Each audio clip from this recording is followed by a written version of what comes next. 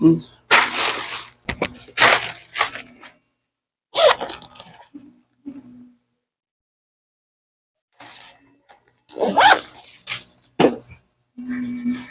Hi guys! Welcome back again. And another haul guys, doon sa mga pinamili ko si Divisoria hapon. So yeah, nito lang na Tuesday. So after kong i-haul yung mga accessories, ito naman guys. Next, ito naman ay mga napamili ko dun guys sa mga 10-10 na bilihan ng mga toys. So, familiar na kayo dun guys, di ba? Fondidor Street. Yung mga laging nanonood dito. Sa Fondidor Street ko siya guys, mga pinamili. Pero, unahan ko na kayo guys. Again, konti lang yung napamili ko doon. And, talagang, pinakita ko lang sa inyo doon kung ano yung mga meron. So, sad to say, wala talaga silang mga bago guys. And, alam ko kasi kung ano yung mga taste ng mga bata dito guys eh. Kaya hindi ako makapulot ng mga item na nandun sa kanila ngayon. So piling-pili lang at yung mga kailangan lang din. So may medyo bago lang din sa ano. So yun lang nadampot ko. So ito guys yung receipt. Ayan, ito guys oh, halagang 835 nga lang guys yung nabili ko doon. Parang masyado tayong malayo. Ayan. So yun guys, ayun o, yung receipt nila. So ayan lang yung nabili ko doon guys. So ito lang yun. Ayan. Mukha lang siya maraming tingnan kasi ang lalaki ng packaging ng iba dyan. So ayun, i-haul natin ulit siya guys para makita nyo naman kung ano yung mga nagustuhan ko lang doon. And syempre para ma-share ko na din sa inyo guys yung mga presyuhan. So ito, unahin ko lang din kung ano lang makukuha ko guys. So yung unahin ko. So dito guys, sisimulan ko sa tagbe-20. Ito guys. So, ayan, ito yung isa sa mga napili ko doon. 20 pesos to siya guys. Meron siyang airplanes na 5 pieces para siyang pang sundalo. Tapos meron siyang mga gulong ata to siya guys. Oh, ito. Ayan, yung mga bilog-bilog na yan. So ganito yung appearance niya. Ayan, 5 pieces siya. At saka nga pala guys, meron pagbabago dun sa kanila. Hindi na sila kagaya ng dati na minimum of 3 pieces lang ay okay na. Ngayon din nagdagan nila guys. Ginawa na nilang minimum of 6 pieces. Kapag hindi umabot sa 6, yung kinuha mong item, ito, kailangan 6 na ganitong klase. Kapag hindi umabot sa 6, magiging double guys yung price. Bawa ito, 20 pesos, magiging 40 pesos na to. Kaya nakakalungkot. Sa sunod namin pagbalik guys, sa Divisoria, i-skipan muna namin yung store na yon. Hindi muna kami pupunta dun kasi, ano din yun, consume din yun ng time. Wala namang bago, siguro mga ilang months muna bago kami babalik dun. Para at least pagbalik namin, may bago na, diba? So, ito lang muna guys ang kinuha ko. Warfare Military Pret for Combat for age 3 and up. So, ayan siya guys. So, ayan siya oh. Ayan. Ayan yun. Kaya mga bilog-bilog guys, ano yan, yung mga gulong ata yan. So, ayan siya oh. Mas maganda sana to kung full back. Pero syempre, 20 pesos lang. Hindi naman nila ibibenta ng ganun. Kung full back car to. So, parang laro-laro lang ng mga bata na mga maliliit. So, kumuha lang ako nito guys. Hindi ako sure kung kakagatin to ng mga bata dyan. Kung papak sa kanila. Pero, mga bata dito na dumadayo yung mga nanay-tatay nila. Yun for sure, isa sa mapipili.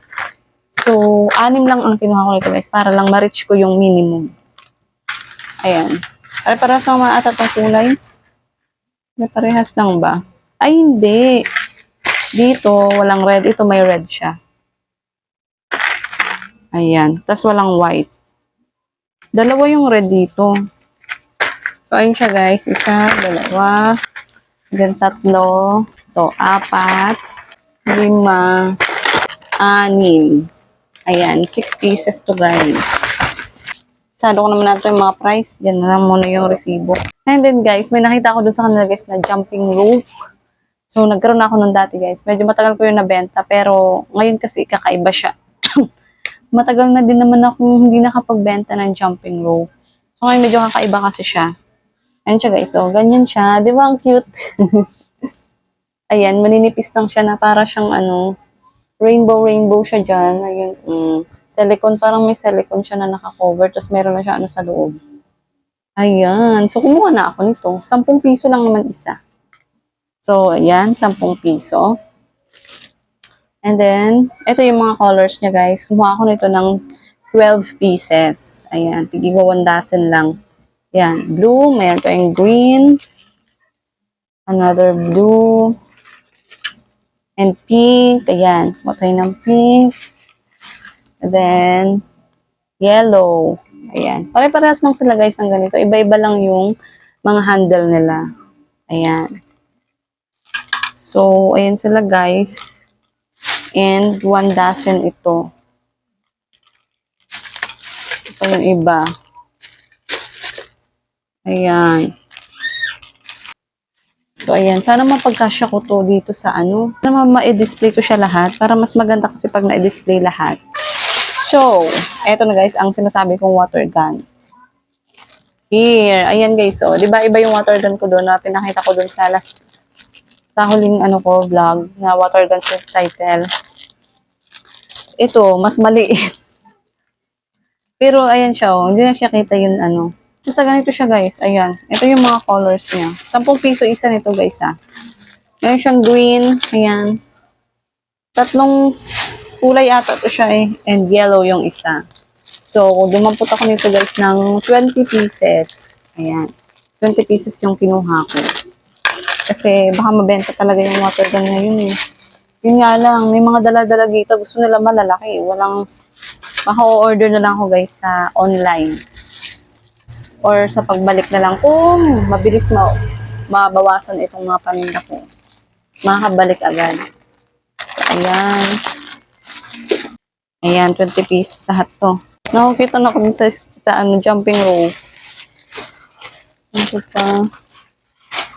Ito na naman tayo sa tambak-tambak na. Ay, kasi tatagalan na naman sa atin. Pero, confident naman ako dito sa ano, water guns.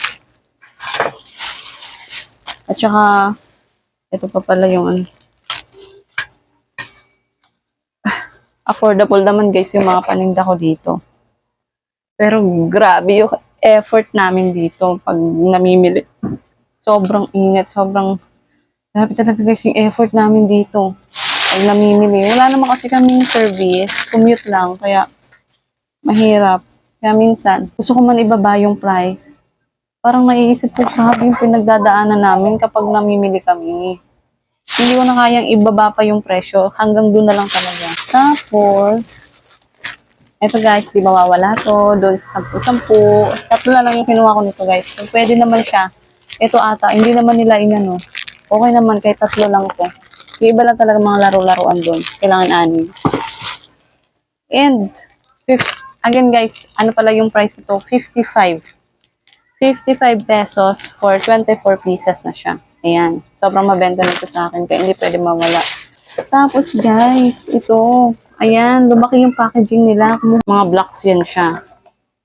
10 piso lang to siya, guys. Ito pala, guys, parang nagkamali ako nito kasi yung nakaraan na bili ko, medyo maliit yung packaging, ganyan. And, naalala ko, hindi ko pala ito nadampot doon sa may mga, sa linyada ng 10-10. Parang doon ko ito napulot sa may mga 20-20. And, hindi ko naisip na tigbe-20 na pala yung doon. Kaya, 20 ata to, guys. I-check ko nga. Ano ba yan? I-check ko nga muna sa resibo. So, ayun na nga, guys. Based sa pag-check ko. Hindi siya 10. Kasi nga, nagulat ako. Lumaki yung ano niya, packaging. Tigbe-20 pala to siya, guys. Wala na yung tigsa 10. Mas maliit nito yung packaging ng tigsa 10 dati na nabili ko na ganito. So, tigbe-20 siya. Bala ko pa naman ibenta lang ito ng 20. Hindi pala ito nagsa 10. Naloka. So, ayun. 20 yung isa. Buti nga at 6 lang pala yung kinuha ko. Kasi tigbe-20 pala to. Kaloka. Ayun siya, guys. Oh. Ayan. Yung ibang packaging, meron sana doon, green naman, yellow, and green. Yung green, na durug-durug yung packaging. Ayoko ng ganun. Gusto ko yung mga bago, patignan yung packaging niya. Ayan. So, 6 yung kinuha ko nito, guys. So, guys, ito na lang huling item pala, guys. Kumuha pa ako ng isang klase pa ng toys na tigbe-20. And di ba dapat nga 6? Di ba lang yung nadampot ko? Akala ko 6 to. Ano ba yan? 5 lang pala to. Ito guys, ayan Ito guys is Play Money. Pero, kakaiba to siya guys kasi may food game siya. May food toys siya guys. So, ayan. Delicious food game. Ayan. Di ba dati guys yung mga binibili ko, ganito lang siya. Eh ngayon, kasama na siyang ano. Tagsasampu lang naman yun guys, yung ganito. Eh ito, 20 na siya guys, kasi may kasama na siyang laruan. Tingnan nyo naman guys, ayan, ang cute. Oh, meron ng tong, meron pa siya diyang siopaw. Tapos ito, siopaw din ba to? Siopaw ba to? Kasi ayan, may mga siopaw siya, may bread. Tapos ito. So ayun guys, so kumuha lang ako nito guys ng supposedly 6 pieces to. Ewan ko bakit 5 lang. Baka nagkamali ako. Alam ko 6 yun eh. Baka naibalik ko yung isa. Basta, ayun. 5 piraso siya, guys. Pare-paras lang naman, guys, yung mga foods. Ayan, na laruan. So, ayan. 3. Ayan, 4. And then, 5. Ayan, magkaka-interest yung mga bata nito, guys, kasi may laruan siya, na ano. Bukod sa Play Money, meron siyang food toys. Ayan. So, ayan lahat, guys. Yun lang naman, guys, ang mga napamili ko dun sa 10-10. Kasi sa ngayon, naantay talaga namin na magkaroon ng bago. So, ilang months muna bago kami babalik doon. So, yun lahat guys. And, kung gusto niyo pa rin pupunta doon guys, okay lang naman yun kasi lagi kami pumupunta doon. Kaya alam namin kung may bago para sa amin. Sa paningin namin kung may bago o wala. So, ayun, yun lang yung mga ron. Ang nabago doon ay, kung meron mang pagbabago doon, maraming nawala sa mga items na yun. Kagaya ng mga car na pullback car. Wala na dun. Parang ang dami nun eh, naubos agad. Siguro marami bumili. So, yun lang yung mga medyo okay sa akin, sa mga nakita ko dun. So, yun lang guys. Sana nag-enjoy pa rin kayo to watch this video. And, next haul natin guys, sa next video na i-upload ko is yung mga nabili ko na sa Divisoria Basement. Ito guys, ang cute, di ba? Ang bango. Ang cute din ng packaging niya. Diba nakakatuwa? May mga free sila, may mga freebie.